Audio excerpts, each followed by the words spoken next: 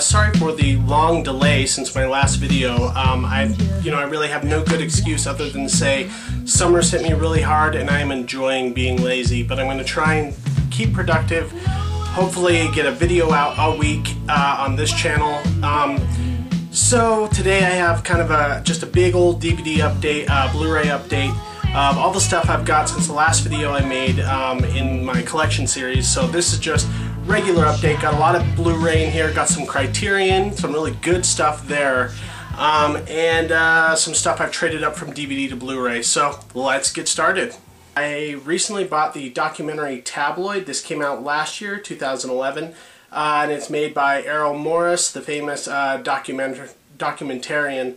And this is kind of a crazy documentary that he made that has a lot to do with this scandal that happened in the 70s between an ex-beauty pageant person and a LDS Mormon guy that she met right before he took off on his mission to London.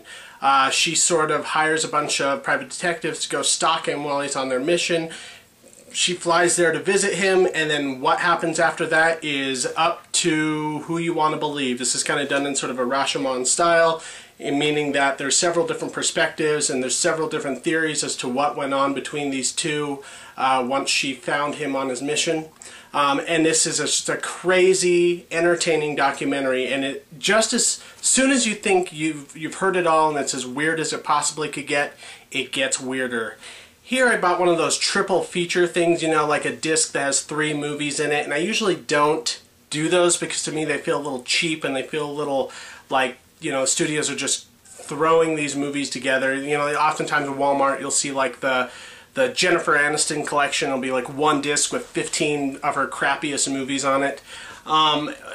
It's kind of packaged like that, but it actually, each disc is separate. Each movie has its own separate disc, which I can suffer through that, and at some point I'll try and separate these, make new covers, and have them in separate DVD cases as well, because I'm insane like that, and those kind of things, you know, anally make sense to me.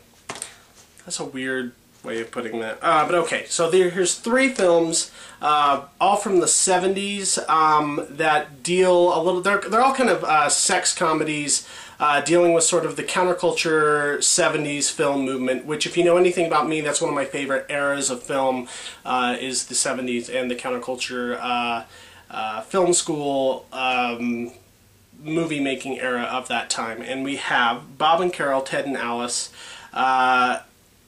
starring, really the only like big star in here is Elliot Gould, who you might know as Ross and Rachel's dad from Friends, and from some of the Robert Altman movies like MASH. This is a really good movie. It's about 4 friends, this one here at the top. It's about 4 friends, 2 of which just kind of went through some sort of spiritual awakening at a retreat that they go to, some sort of like hokey, new agey sort of free love retreat where they learn to, you know, open their emotions and be totally honest with each other, and open their marriage as well. And they sort of propose this idea to their 2 best friends who are a little bit more conservative and a little bit more close-minded about these kinds of ideas, and it's just sort of about the sexual politics between the 4 of them. It's type of movies they don't really make anymore as far as mainstream Hollywood goes, and it's sort of a product of its time. You know, it's definitely sort of a director, sort of writer-director, which is Paul Mazursky, sort of wrestling with his thoughts on the entire free love thing that's still kind of lingering from the 60s. And it's a really good movie. I like it a lot. This one in here in the middle, The Eyes of Laura Mars, this is sort of the ringer of the bunch for me. I've never seen it before. It's directed by Irvin Kershner, who did my favorite installment of Star Wars, which is, of course, Empire Strikes Back. So I'd be interested in seeing it. I can't tell you anything about it. The last movie I definitely wanted, this is Shampoo, directed by Hal Ashby and starring Warren Beatty and Goldie Hawn, as well as Carrie Fisher and a few other people in there too. It's basically about a sort of this dorky man-child who works at a hair salon who sort of uses his good looks and his charm and his hairstyling skills to sort of bag all these women. But he's not doing it in sort of a malicious jockey sort of way. He's actually a really nice guy, and in some way he's the one being used. It's a really interesting, funny sort of drama, and it's, again, very much a product of his time. Sort of Warren Beatty at the height of his career, and one of the better screenplays by Robert Towne, who also did, things like Chinatown. Again, still in the 70s, been collecting a lot of these movies lately, ones that I've seen before and I've just meant to get. We have The Boys in the Band by William Friedkin, and if you know that name, it's because he's the guy who directed The French Connection and The Exorcist, and this is quite different from both of those movies. This is not a thriller, predates The Exorcist and French Connection. And basically, this is based on a play written by Mark Crowley, and it's really kind of the first, like, quote-unquote gay film, or film dealing with gay subject matter in a non-sensational way, and in, all the main characters are gay, and that is the driving theme of the movie, is what it's like to be gay in the late 60s, early 70s. And basically it's about all these friends who are sort of having a birthday party get together, and since it's based on a play, it's basically all just shot in one location, which is this apartment loft, and all these different friends, some of which haven't seen each other in a long time, and some of which hang out on a regular basis, two of which are a couple. And in the middle of this, the host of the party, an old high school friend, kind of rolls into town and decides to visit him in the middle of this party, who doesn't know that he's gay. And all this tension in the group sort of gets boiled to the surface because of it. And it's really interesting, really cool to see this perspective such a long time ago, when people were still sort of wrestling with this in a real way, in a way that's, before there really was an LBGT movement. To have this writer, this playwright who was openly gay, sort of wrestling with this himself, and sort of expressing everything he wanted to say at that time from all these different characters' perspectives. Okay, the next grouping here I have, I had a big stack of DVDs that I wanted to trade into the pawn shops and try and get something for. My thing was, I wanted 4 Blu-rays. Believe me, I had the original DVD Alien box set, I had Batman Begins, the 2-disc set, I had the 3-disc set of Sin City, I had good stuff. I mean, stuff that's probably, just as a stack, was worth $100 at least. And all I wanted out of it was 4 Blu-rays of my choice, and believe me, at a pawn shop that's almost impossible. But I was able to kind of wheel and deal, go to the right pawn shop to get them. I went to the right pawn shop that was willing to give me the most money for what I have, take it to the other pawn shop that sells Blu-ray for the cheapest, and I was able to kind of get what I wanted for very little. I believe these 4 I ended up paying $6 for altogether, counting the money that I got from the trade-in. But I digress. Here we go. I bought Haywire, which is the most recent Steven Soderbergh film. I believe Magic Mike is going to be coming out this Friday. And I did a review for this on my channel before, so you can kind of see how I felt about that. I'll put an annotation right here on the DVD case, or the Blu-ray case, and you can see how I felt about Haywire. But I liked it enough to buy it, as long as I was able to get it really cheap. Not my favorite Soderbergh movie, but pretty cool. Legend by Ridley Scott, which, he's kind of in the social conversation right now because of Prometheus. This is one of his first films he did shortly after Blade Runner and Alien, and it's kind of still sort of in that really art-designed, kind of ethereal style that both of those movies are in. But this is a fantasy film, really early Tom Cruise performance. A really cool villain portrayal by Tim Curry as basically the devil. Really beautiful film. Not much in the way of story or plot. It's kind of thin, but it looks great, and I'm excited to see what it looks like on Blu-ray. And I believe this edition comes with the original score that was later changed theatrically to the Tangerine Dream soundtrack. Dog Soldiers, which is directed by Neil Marshall, who also did The Descent and Doomsday and Centurion. This was his first film, independently done, really low budget, practically no budget, sort of war movie with werewolves is the conceit, and it's pretty damn cool, I have to say. This is like one of those debut films you see where, yeah, it's a little bit cheap, it doesn't look amazing, but it's really creative, and he uses his money well, and you could see that he was going to be a talented director to go bigger places, and I still think this is one of his better films. Fifth Element. Everyone knows about this movie, so I won't talk about it much. I had it on DVD. This is one I've been wanting to upgrade to Blu-ray for a while because it is a very visual film. Really kind of crazy, French-inflected space opera.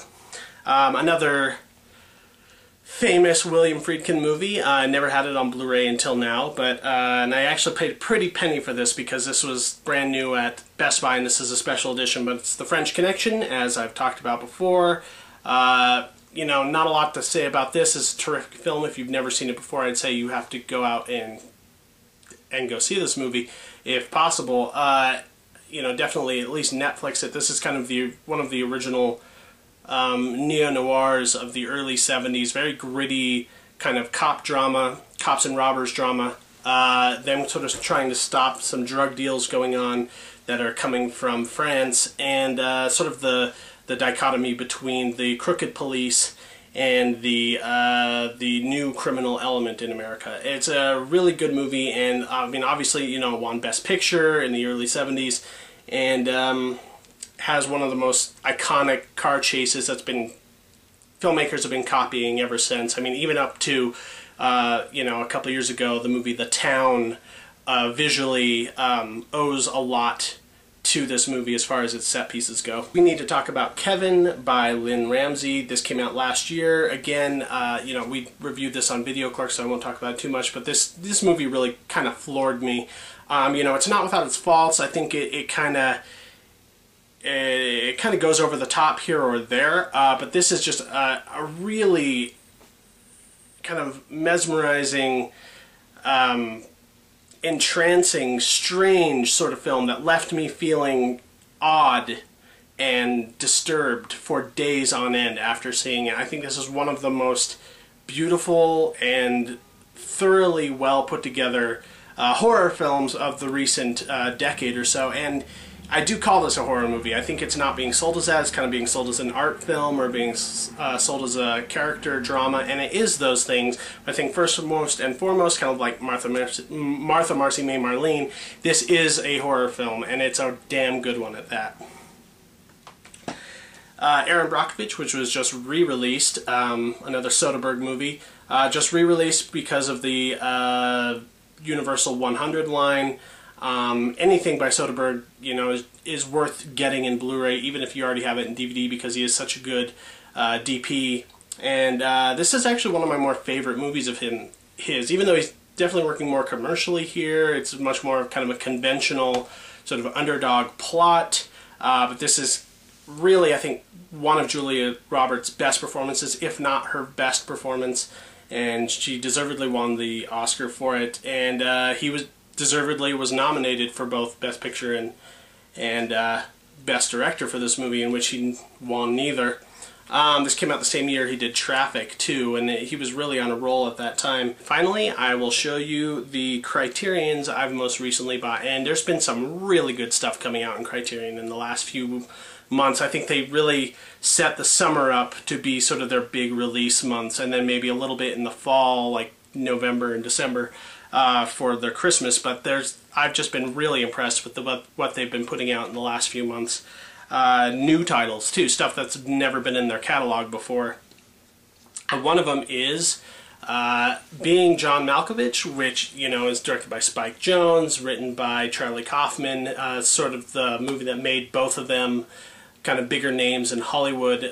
Spike Jonze being sort of a music video director before this, and Charlie Kaufman very, very, very much on the fringes of Hollywood. Such a strange movie. It's hard to believe it was ever greenlit, really. Very surreal.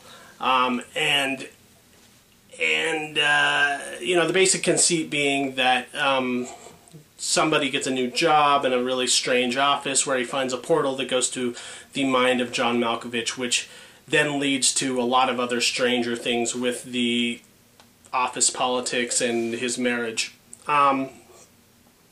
Really good performances by everybody around. John Malkovich really kind of, you know, playing ball and kind of making fun of his public persona.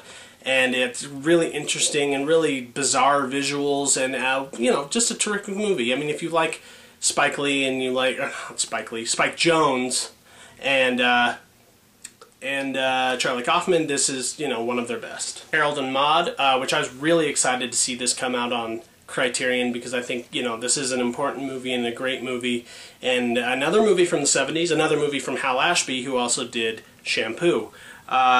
This is a really fun, quirky little comedy about a boy who sort of flirts with the idea of suicide, not because he's suicidal, but rather because he's bored, and he meets an old lady who's on the last leg of her life and trying to soak it up as much as possible. And they both it's sort of a romantic comedy of sorts between the two of them, which sounds gross, but it actually isn't, which is kind of amazing, really. Really good soundtrack by Cat Stevens, who wrote original music for the movie. If you want to see a lot of where Wes Anderson sort of picked up his visual and tonal style, I think a lot of it comes from Hal Ashby, and especially this movie. And it's, you know, really happy to see this get the Criterion treatment, and such a fun, cool, original cover.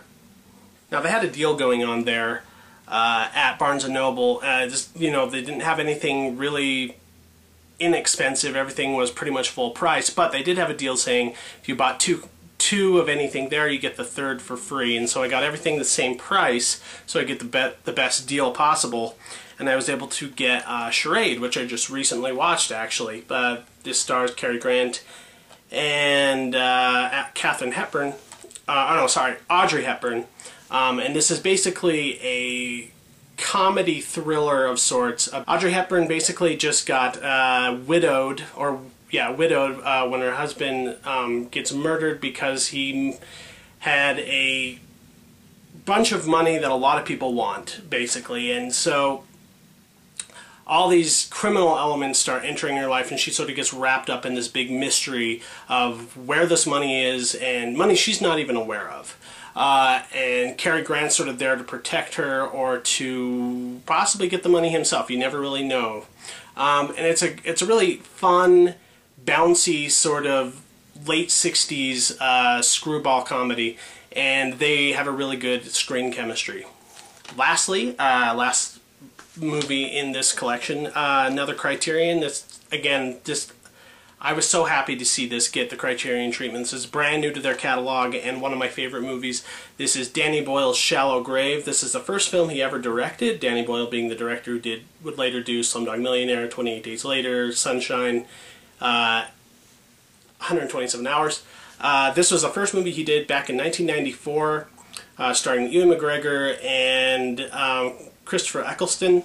And this is a kind of a cool, gritty sort of neo-noir. Basically, three college-age friends get a new roommate in their big Scottish flat, and within a few days he dies, leaves a gigantic bag of money because he's involved with the criminal element that they don't know about. Kind of a repeating theme there.